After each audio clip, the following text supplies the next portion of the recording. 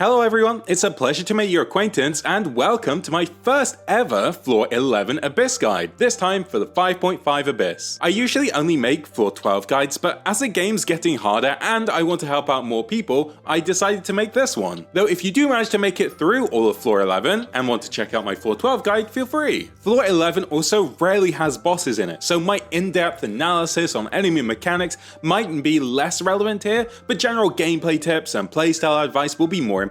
For example, here when it's apparent, I'll try to explain some more initial concepts, like how exactly energy works, or more about elemental application than I would in the Floor 12 Abyss guide. But before we even get into looking at the enemies in the Abyss itself, I want to do some general tips that are useful for any Abyss floor. The first tip I want to explain is non-continuous runs. The concept of a non-continuous run is getting 3 stars in one chamber at a time. Say for example you get 3 stars in the first chamber, but then your teams aren't suited for any of the other floors, so you end up getting no stars in the rest of the chambers. But then you go back, you change your team, you pick characters that are really good at the last 2 chambers but really terrible at the first. You get 0 stars in the first chamber, but in the last 2 chambers you get all 6 stars. And when you exit, overall it's counted all 9 stars, so you can get all of the rewards. The next thing I want to talk about is practicing against enemies. If you're unsure and don't understand exactly how an enemy works, go fight them in the overworld, as most of them exist there. Next I want to mention Benediction of the Abyss, otherwise known as cards. At the start of every chamber, you get to pick a free buff for your teams from among 3 different cards. Some of these affect a whole floor, some of them only a single chamber. But more importantly than that, some of them might not be useful to your teams. Say you only need a little more damage, but the cards you're getting in the last chamber are giving you HP cards which aren't useful to your teams. Well, those cards change daily. That means you can pause your run, go do other things, come back the next day, and it might offer you different cards. Maybe it's now offering you a crit card which is much more useful to your teams. And that little bit of extra damage lets you 3-star the chamber. Lastly, I want to talk about Imaginary Theatre buffs, because Imaginary Theatre buffs work in Abyss. When I'm talking about this, I'm talking about the 6 specially selected characters. Every one of those 6 characters gains a buff to their attack, defense, and HP, and so it might be worth considering if they fit in your teams. Right, let's get into the Abyss itself. The first thing to look at is the Abyss Blessings and the Leyline Disorders. The Abyss Blessing is giving you a shockwave of true damage at an opponent's location when you trigger a cryo reaction on them, and this has a 4-second cooldown. That's going to work for practically any team that includes a cryo character, whether that's popular teams like Melt, or less common teams like Freeze teams and Physical teams. You can even slot in a cryo character into a Hyper Bloom team. On top of that, we have a Leyline Disorder, and the Leyline Disorder is very simple. It's just 75% cryo bonus. That damage boost works in the exact same way as having 1.5 free cryo damage goblets on a character. It's just bonus stats for cryo characters. That's simply going to make any team that depends on cryo damage better, so Wriothesley and Melt or Ayaka and Freeze. Now we've talked about that, we can look at the chambers. Chamber 11-1, the first one we'll face is a Monolith chamber. On the first half, the enemies are quite simple. We're facing a vast array of Natlan warriors, and the second half consists of 3 elite. The only thing that's consistent across the chambers is that we've got multiple waves of enemies, but I'll explain what implications that has more when we look at the first side specifically. And then when we look at the second side, I'll talk more about defending the Monolith. Quickly here, I'll go over my key as well that I use for these guides, which goes suggestion, recommendation, requirement. A suggestion is something that might make the chamber easier to complete, but won't necessarily improve the time that you do it in. A recommendation is something that you can get away with enough investment, but fulfilling the recommendation is usually a good way to improve your time in the chamber. Now, requirement is a lot more harsh and you'll lose a lot of time if you don't fulfill this. Okay, so let's just take a look at the first half. So the craziest thing about this Abyss is just how many enemies we'll be facing. In this first chamber, we're facing 24 enemies. And while being very simple to face, not really having any mechanics to them, just the sheer vast amount of them adds a lot of complications. So you need to pick characters that are good at multi-target content. And there's a few different archetype of characters that are good at this. You have characters that can obviously hit very easily multiple enemies at once. A great example of this is Natlan. Natlan's beam is huge and goes across almost all of the Abyss, and you can line up enemies quite easily to hit multiple of them at once, even if they're really spread out. Nahida is also great at this because with her skill she's able to spin around and mark a bunch of enemies. The alternative to this is instead of being able to hit a wide area, you get all of the enemies in a single place. And so the best way to do that is with grouping and crowd control abilities. You can kind of do this with taunts, but it's not anywhere near as good as a Venti burst, or a Kazuha skill, or a Sucrose burst, as those abilities all pull enemies towards the center, meaning even characters like Ardakino, who don't have the biggest area to hit, are able able to hit all the enemies at once very easily, meaning that even if your characters aren't good at multi-target, bringing a grouper makes them. For this Abyss in particular, combining that with the ability to freeze enemies stops them from moving around even when the CC ends. The other big point to facing so many enemies at once is that you get a lot of energy. If you look at a boss like the Jade Plume Terror Shroom, where you might just fight one of them on their own, they will drop an orb of energy when they get down to 66% and then 33% health, and an orb is worth 3 particles. Whereas if you look at the energy that a Natlan warrior drop, they drop 1 particle at 60% health and 1 at 0. That means if you defeat 3 Natlan warriors, you're getting the same energy as fighting 1 Jade Plume Terror Shroom. And so because we're fighting 24 of them, you're getting a crazy amount of energy from fighting them all. That means not only do you have to not worry about energy recharge, but you can even tune your builds to take less energy recharge,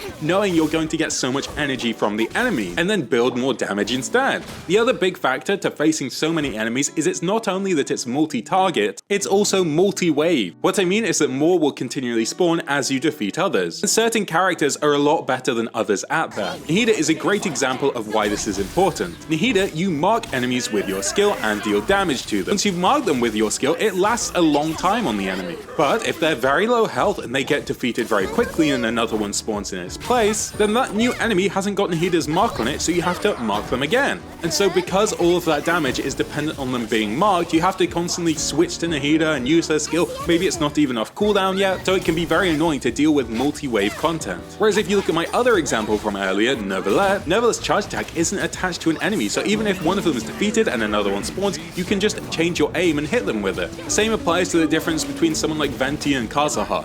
Kazuha uses his skill and pulls in the enemies, great. But as soon as you switch off him, all that crowd control ends. Whereas Venti and Sucrose, Venti's lasting longer, are able to continually crowd control and pull enemies in, even when new ones appear. So try to keep this in mind when you're picking a team to face these chambers. Well, that was the general tips. The only thing specific to the Natlan warriors themselves is that they have lower physical resistance because they're a humanoid faction. I wouldn't say they have any significant attacks or anything to be wary of. The only thing that could be useful to you is knowing where they spawn ahead of time. And so I've included this diagram which will quickly show you where they spawn. You start off with 6, and as soon as you defeat one, another one spawns, and they'll always try to be 6 at a time on the field. And I think that should cover everything for this chamber. Along with this, rather than suggesting teams at the end of the video, I want to make some comments on the teams here. So of course we've already mentioned Nervalet will be good at this, and Venti and Sucrose and even Kazuha will be incredibly useful. A Cryo Freeze team paired with any of those enemies will also do pretty well. On top of that, especially in a monolith chamber, freezing enemies will stop them from moving and attacking the monolith, and crowd controlling them, knocking them about, will also stop them from damaging the monolith. So those two factors are quite important to take consideration of if you can't defeat them really quickly. If you do want to play a Hyperbloom team, I'd recommend using something like Dendro Traveler over Nahida, because Dendro Traveler isn't affected by multi-wave content as much. Because there's so many enemies, if you have a large area of Hydro damage, you're getting a lot more blooms, because you'll be getting 6 Hyper Blooms, 1 off each enemy. Burgeon and Bloom work in the same way that you'll get a lot of Bloom Seeds, and so you can proc a lot of reactions, and those reactions affect a large area. So if you're using Nilou for those Bloom teams, or Kinich and Burgeon, you'll be able to hit lots of enemies. Xiangling should also be very effective at hitting multiple enemies. Any Anemo characters with a bit of grouping are useful, like Haizo or Lanyan. Plunge characters like Zhao or Varessa or C6 Garming that have a large AoE on their ability will also be very useful. And Sucrose in a Taser team should be very good, because Taser's very good against multiple enemies, and Sucrose can bring everyone together.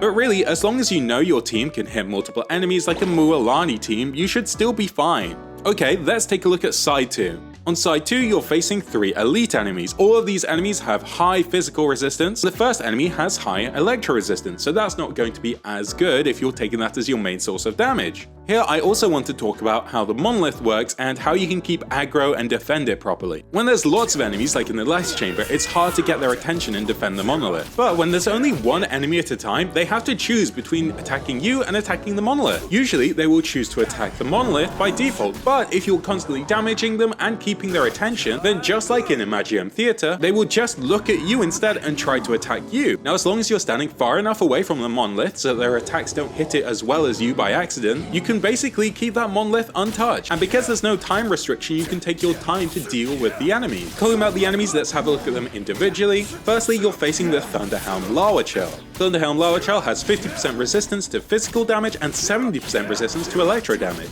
It will also generate a ward on itself. A ward is just a name for a shield on an enemy. This ward though doesn't stop it from taking any damage or even protect it from taking any. It only has a different attack pattern while it has the ward, so you don't need to worry about breaking it. The one attack you need to be quite wary of that it will do periodically through the fight is a charge attack where it jumps towards you. This jump always goes a fixed distance, so even if it collides with you, it will keep going. Therefore, if you're standing between it and the monolith, it will jump and hit the monolith, doing a chunk of damage. So try to get it to face away from the monolith while you're fighting it. This electro ward it has also means it constantly has an electro aura. I mean, you can't really trigger that many reactions off it, but you get quite a few free electro reactions. So if you're using a pyro character, you'll get free overloads, but you'll have a hard time triggering melts on it, because you can't put cryo on it because that cryo will become a superconduct. You'll also gradually lose this ward over the time you're fighting it, depleting naturally after about 90 seconds. If you remove that ward before the 90 seconds is up, you won't have electro continually on it anymore, and you'll be able to get all the reactions you plan to. Now the ward only consists of 18 units, which means 18 hits of pyro, cryo or dendro, 36 of animo or geo, or 45 ticks of electro charge. Electro charge works in a unique way where as soon as you have electro and hydro on an enemy, it will consume a little bit of both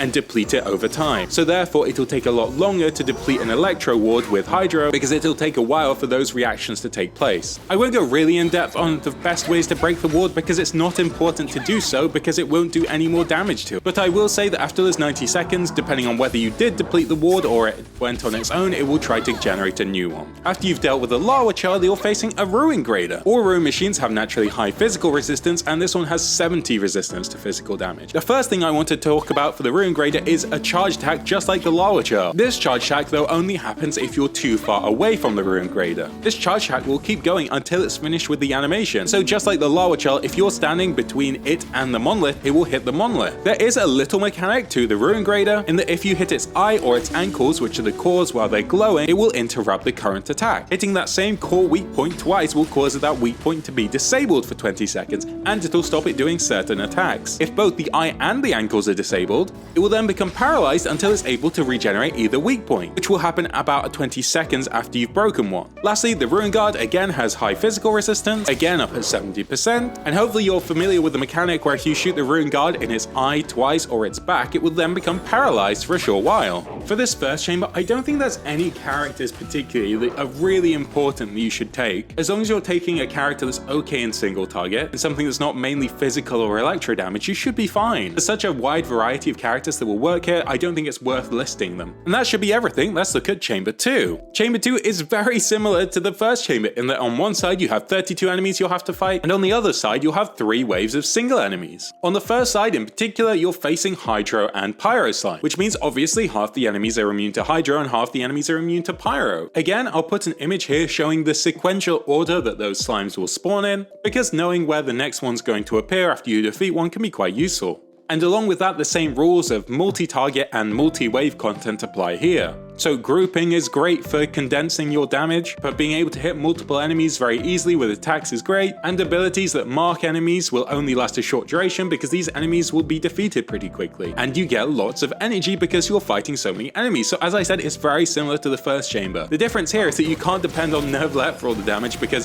half of them are Hydro immune, so you either need to take elements which are not exclusively one or the other, so a Dendro or a Cryo damage team doesn't care about those immunities, or if you put Zhang Ling and Nervlet together, then you'd have probably enough mixed damage to defeat the enemies very easily. The Pyro Slimes work a bit like the Lawachurl in a way that they ignite themselves, and so they'll start off with a Pyro Aura. While they do this, they have a slightly different sequence of attacks, and you won't be able to remove that Pyro Aura without applying a lot of Hydro, so 4 applications, or 16 applications of Animo, Cryo, Electro, or Geo, which isn't realistic because you'll have defeated it by the time that you've applied that much element. On top of that, as soon as you apply Pyro to it, so if you happen to swirl a Pyro Slime that's next to it, it will instantly ignite itself again. So I guess the important thing to remember here is that you'll very likely get lots of Pyro reactions on the Pyro Slimes. Hydro Slimes on the other side always have a Hydro Aura, so you'll get some free Hydro reactions off them. That means something like Zhang Ling's burst will always vaporize anytime it hits them because that ability has no ICD, or internal cooldown, meaning you get a reaction with every damage instance. While I could talk about the reactions for a while, what's more important is to talk about swirls and animo characters. There's 2 things which are prominent, which is first of all, swirls swirling hydro damage doesn't affect the enemies around it. Only the affected enemy will take the damage from the swirl, but it will at least apply hydro to the surrounding enemies, extinguishing the flames of those pyro slimes. This is only for hydro, and it's specifically designed to work this way to not make hydro too strong. The other thing I need to talk about is infusion priority. Do you know how some animo abilities can get infusion? So Venti's burst can become an element, Kazuha's burst can become an element, so can Sucrose's. Well, those elemental bursts have different priorities to which elements they will become. For example, if they're offered a pyro and a hydro element, they will pick one over the other every time. And for every single animo character, that priority is always pyro over hydro. And so, for example, if you use Venti, he'll absorb pyro, do damage to the hydro slimes, but not the pyro slimes. I think easily the best team to deal with this chamber is going to be a freeze team, just because cryo will freeze the hydro enemies in place and the pyro enemies will take melts. And of course, again, grouping is super important.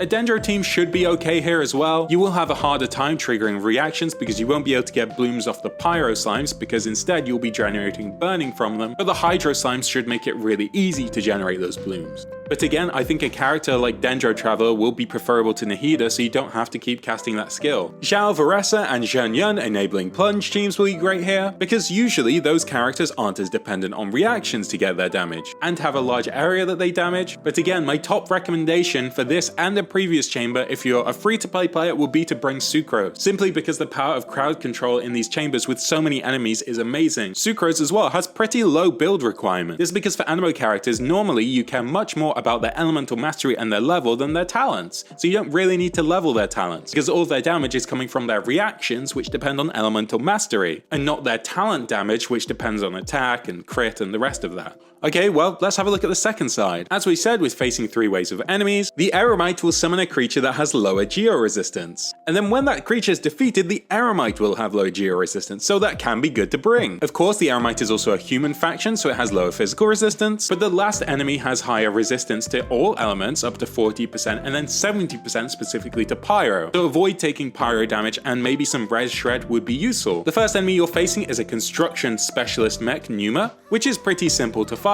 The only note for it being that if you apply Osea twice, the purple Fontaine energy, which Chevras has, Clorant has it, Farina, Lynette, Navia, Seedream, Ridesley, then it loses its pyro infusion on its attacks, and the attacks are a lot weaker and it's kind of slower to move around. And this weakness will last for about 25 seconds. The second enemy you're facing is the Eremite Stone Enchanter. As soon as you face him in battle, he will summon a companion called the Spirit of Omen Stone Drake. And while the Stone Drake is summoned, the Enchanter has all of his resistances increased by 50%. The Drake itself has about 30% of the health out of the Stone Enchanter. When you defeat the Drake, the Stone Enchanter takes damage equal to 37.5% of its current health. So simply focus down the Drake first and then work on the Enchanter. Because once that Drake has been defeated, not only does he lose all that health, but he also loses all the resistances he'd gained, and he'll be paralyzed for about 10 seconds. And then after that, you're facing a consecrated beast, the consecrated Red Vulture. The attack of note you need to pay attention for is the one where it goes up in the air and turns into this orb where it fires projectiles down after, because as soon as it's finished that attack, it will summon a phagocytic energy block. This phagocytic energy block lasts for 6 seconds and can be destroyed by 1 application of pyro or by 6 elemental hits of anything else. So it doesn't need to be applications, just not physical. Once you've destroyed the block, you'll gain a status that lasts for 10 seconds, and while you're affected by that status, all party members will gradually lose 2% of their max HP. But that doesn't really matter because you're going to be using the status right away to attack the Vulture. Attacking it while you have this status on you will then do 15% of the max HP of the Vulture to it, it'll become paralyzed for about 10 seconds. Of course, if you're playing an animo character that's able to swirl elements off themselves like Jean or Kazuha, you can try to get hit by one of the attacks of the Vulture, and then you have pyro on you, and then when you use that attack that can get infused by an element on you, it will instantly destroy the block because it becomes pyro. The only small note for this enemy is that it has reduced time it can be frozen for. Every time it gets frozen, it only lasts for 50% of the time that a usual enemy would. So just like the previous chamber, I don't think there's any characters that are going to be especially good at this chamber, just as long as you're not bringing pyro as your main source of damage and you're fine at single target. Most characters are. They're not a Burgeon or a Bloom team because they're focused on multi-target, and maybe you want to bring a pyro character that's not focused on doing damage. Someone like Bennett would be very good at this because he's there to buff, but he also has a little bit of pyro application, but you're not dependent on his damage personally. Okay, let's have a look at chamber 3. Guess what, everyone? On the first side, we have lots of enemies and multi-target. And on the second side, we have, well, okay, well, it's one enemy into two enemies at the same time, but it's still pretty single target. On the first side specifically, this is the most number of enemies yet. This is 60 enemies in a single chamber. They're all common human faction enemies, so of course they can be moved easily by crowd control, and they have lower physical resistance at minus 20%. Notice I have almost identical to the first chamber here, as it works in the same way in that another will spawn after you've defeated one. There will always try to be 6 on the field at the same time. The enemies have very similar health. You'll get lots of particles, but you'll need to be able to do lots of AoE damage. And crowd control will be really effective at dealing with this. I'll again show you here a series of images showing you the order that they will spawn in if you continually defeat the newest one. But if you have lots of grouping capabilities, you don't really need to pay attention to this. And the same teams that were really good in the first chamber will also be really good in this chamber. So Neverlet, Bloom teams, Hyper Bloom teams, Plunge teams, Shangling, Taser, Sucrose, Venti, Kazuha, anybody with grouping is going to be amazing value. I will quickly say that grouping with CC abilities, like animo characters, is much stronger than taunting. Taunting is useful because you kind of gather the characters approximately near each other. It hasn't got the force to be able to allow you to hit all of the enemies in one go with someone like Arlecchino, because the enemies just won't be close enough together. Taunts are often more useful as a way to distract enemies from focusing you. So let's take instead a look at side 2 with the potentially most complicated enemies that we faced in this floor 11. We're facing Fatui agents, a wind operative, and 2 local legends. As they're all human factions, they all have lower physical resistances and they're CCable. The wind operative has higher animo resistance, so you don't want to take that as your main source of damage. And while the local legends of the polychrome tri-stars don't have higher resistances to elements in particular, they do gain really high resistances while they have their wards up. Also, these wards work differently from regular wards, meaning you specifically want to take Cryo to deal with the Electro ward, you specifically want to take Hydro to deal with the Pyro ward. I'll explain about this more in depth later. Let's take a look at the enemies individually. The Wind Operative will every 20 seconds try to perform Hunt Down. You can tell which attack this is because you'll see a reddish mark under your feet, whereas the other attacks are purely animo. She will sacrifice about 5% of her HP and try to put a Bond of Life on you. If you're hit by this and you gain the Bond of Life, you'll be affected by Corrosion, where you'll be continuously drained of your HP over time. So if this character is off field, they won't die, they'll get stuck at a minimum of 5% HP. If this attack affects a character's already got a Bond of Life on them, maybe you're playing Arlecchino or Cloran, the damage of the attack will be increased even further by 250%. Not the corrosion, just the damage of the attack itself. Of course, you can heal away the Bond of Life and it'll stop the corrosion, but this will affect your characters through a shield.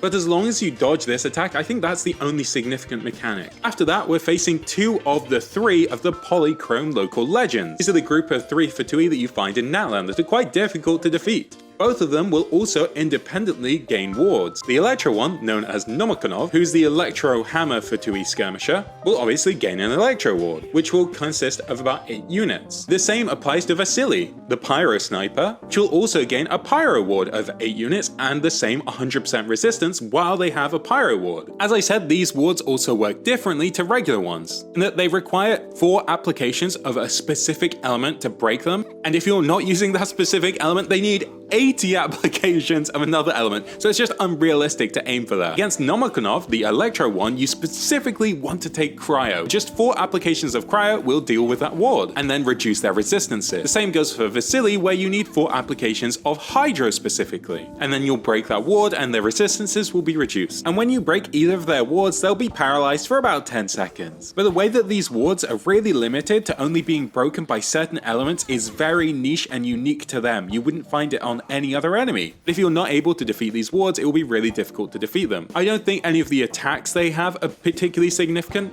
The Electro one is melee, so he will naturally chase you, so if you go stand by the raged one, the melee one will move towards you. And a few times throughout combat, Vasily, the Pyro Sniper, after summoning his ward, will likely do a move if you're close to him where he jumps directly backwards from the direction he's facing. So if you can get him to face you can manipulate the direction that he'll jump, and you can get him to jump backwards towards Nomakonov, therefore grouping themselves. But if you're bringing the right elements to break those wards, it shouldn't really be too much bother anyway, because as soon soon as their wards are broken, they become very easy to CC, whereas they can't really be while they have their wards up. Lastly, something unique to them being local legends is that they have death rattle effects. When you defeat Vasily the Pyro Gunslinger, Nomakanov gains an increase to his attack of 200%, meaning he's a lot more deadly. On the other hand, if you defeat Nomakanov first, the guy with the big hammer, Vasily will instantly regenerate his ward, and a reasonably sized and deadly explosion will be triggered at Nomakanov's location. So recommendations for this chamber specifically will be all about breaking those wards. You need to take a cryo character and you need to take a hydro character. But what can you put in those teams and what can you fill the rest of the slots up with? Well, freeze teams already kind of have everything they need. They have a cryo character and a hydro character, and because you're not facing any bosses in this floor, all the enemies should be freezable, so if you're not taking them on the other side where they'll do quite well, a freeze team will also work well on this side. You can also play some melt vape teams. These options wouldn't normally be there for you because against bosses, when you trigger frozen, it just gets rid of all the elements on them. But against regular enemies, when you trigger frozen on them, they can still have hydro or cryo on them, so you're not wasting elements. But if you take a pyro carry like Yoimiya or Moika, you can still get a bunch of reactions off and do a lot of damage. You could also do some kind of hyper bloom team where you're slotting in a cryo character, or you could just use a flexible carry that works with a variety of elements, so someone like Chaska or Nervalette. Also, because you're facing two enemies at once, getting a little bit of grouping isn't that bad of an option, but it's not at all necessary. I think that might be everything. We've covered all of the buffs and the blessings that you'll get, then we've had a look at the chambers and the enemies you'll be facing and the tactics to deal with them, and then I even listed the characters that you might want to bring for them. Thank you for watching all of this, and as always, if you have any comments, any thoughts, recommendations, tips, advice, stick them in the comments section to help other people. For any changes, corrections, or things that I've missed, I'll pin them in the comments section, and if you've really enjoyed this and found it helpful, maybe you'd consider subscribing or sharing it with a friend. But no pressure. If you did enjoy this and it helped you though, I love seeing those comments. And I've never made the Floor 11 guide before, so if you have any feedback specifically orientating around that, any changes, anything you'd like more explained, feel free to say. But thank you and have a lovely rest of your day. Bye bye!